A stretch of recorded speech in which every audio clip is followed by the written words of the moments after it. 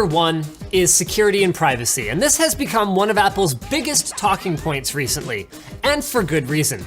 Their long history as a company might not be perfect, but they've taken some very bold steps in the interest of protecting their customers, even refusing to comply with FBI requests to unlock their customers' phones. While Android is closing the gap here, in general, iPhones are more secure than Android devices. Where iPhones deliver consistent hardware-based security, like the Secure Enclave and the now infamous USB restricted mode, on Android, hardware-based security varies wildly between manufacturers, with some handsets even having been accused of phoning home and providing user information to third parties. As for the software, well, base Android is open source, which theoretically would give it a security advantage over Apple, because anyone could go in and examine the code for vulnerabilities. In practice though, the Android that ships on almost any device that you can actually buy has been modified by the manufacturer, and those changes are typically not open source.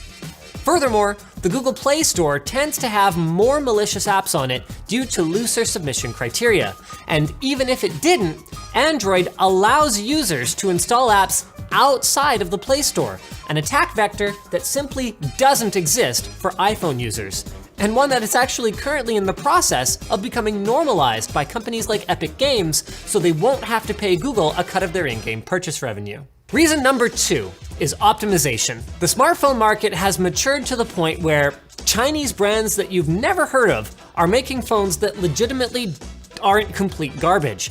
Yet Apple's deep integration between the hardware and the OS continues to give them a lead in speed, stability, and just feeling smooth.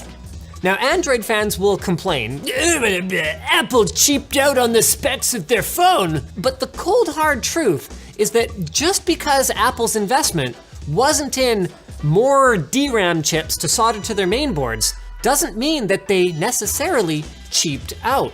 Software development costs real money, and it's not an accident that they get more out of 4 gigs of RAM than others are getting with 10. And one more thing, their CPUs are at times as much as a full generation ahead of the competition.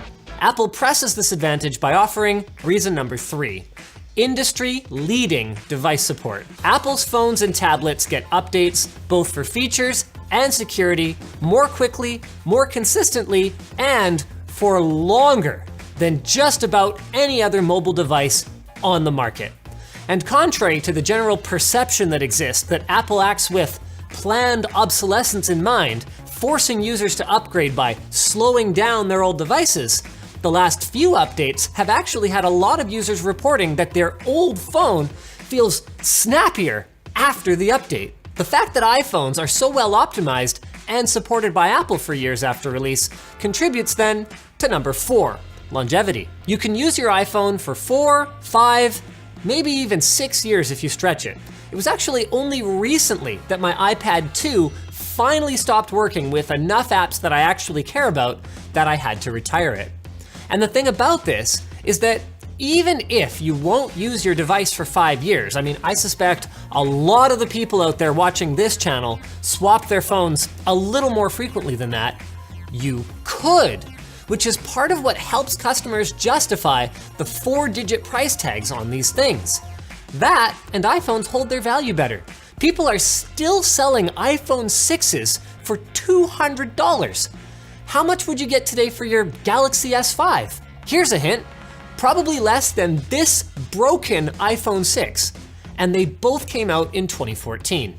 Now, yes, Apple did slow down phones with old batteries without telling anyone, but considering that the longevity of the hardware is one of their main selling points, I get why they didn't want to go around shouting, hey, your old iPhone's battery sucks, and so that's why we had to slow it down a bit from the mountaintops. Number 5, new apps often launch first on iPhone. And there are a lot of interesting reasons for this, including device penetration in the US, the propensity for iPhone users to spend money, and just plain old developer preference. But at the end of the day, none of those reasons really matter, because when I buy a phone, It's ultimately about the experience I'm going to have. And Android users often have to wait longer, whether it's for the companion app for that Kickstarter you backed, a hot new social network like TBH, which managed to get big enough to be acquired and then eventually shut down by Facebook before it ever hit Android, or even a global phenomenon like Fortnite, which only arrived on Android in August, despite being available on iOS a full 4 months earlier. Bringing us to at least one important app that is never coming to Android: iMessage.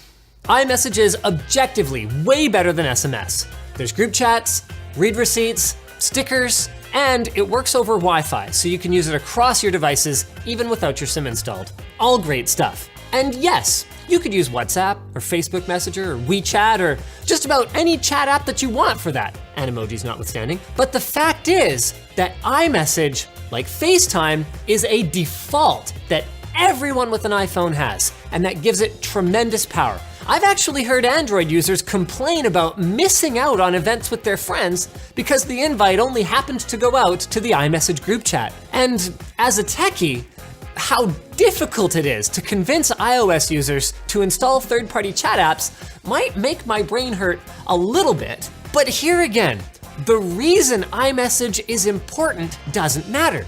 It's all about the user experience, and people prefer it. Because why would you want to switch when it works so well with your other Apple devices? You can reply to messages from your MacBook, and secure code autofill, super cool. It'll just grab that 2-factor SMS from your phone and plop it down directly in your browser. Because that's right, number 7 is the ecosystem. Your photos, messages, and browsing history are synced between your iPhone and MacBook. You've got universal copy-paste. You can send files with AirDrop instead of trying to figure out if your friend's phone has NFC at all, and if it does, where exactly the stupid antennas align. And even I was blown away by how legitimately pretty damn magical the pairing process is for the AirPods, which are an accessory. And accessories are reason number 8. Now, that segue wasn't that bad, right? The thing about having a large number of people out there using the same device is that there's money to be made making everything from cases to gimbals to even personal massager. Okay, not all of the iPhone accessories make a ton of sense, but the point is, when it comes to accessories, iPhones do give you more choice. Number 9 is the hardware mute button, believe it or not. This is one of the few features that has stuck around since the very first iPhone, and curiously hasn't been copied en masse by other phone manufacturers. OnePlus, who does include a similar 3-position switch on their phones, is actually kind of the odd one out there with, and the weird thing is that it's not even because they can't find a place to put another button, they just want it to like summon Bixby or whatever. The especially funny thing here is that while most people assume that Apple has the mute switch patented or something, we actually couldn't find any evidence for that. So hit us up in the comments if you know something that we don't know here. Bringing us finally to number 10, setup. Now both iOS and Android, through your Apple ID and your Google account respectively, allow you to transfer your apps and photos from your old device to your new one. But when it comes to the smoothness of the experience, only some Android migrations manage to retain system settings and app icon placements, like when you go from a Samsung to a Samsung. Apple does all this stuff by default, and for enterprise, zero-touch deployments with Apple take the cake again. Apple's Business Manager helps companies automate device deployment, delegate administrative privileges, and purchase apps in bulk so that it's easy to manage user licenses. Now that last one might not be a big deal for you, the individual employee, but this is about reasons to own an iPhone, and so it could be a big reason that you are stuck with an iPhone for work, even if you'd prefer something else.